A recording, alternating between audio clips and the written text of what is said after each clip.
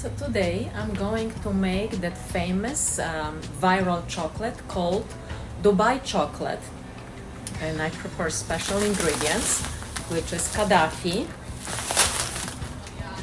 pistachio cream,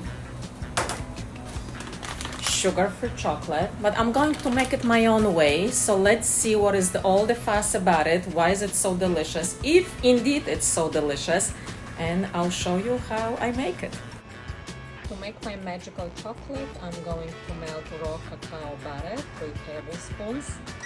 I am going to add 200 this incredible ingredient of Catafi, 200 grams, and I will stir it for a few minutes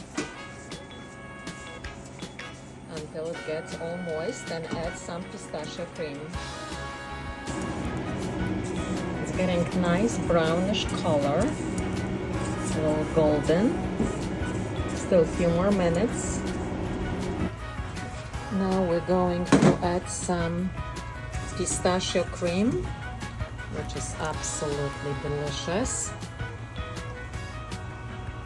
And we're going to mix the whole Catafi with pistachio cream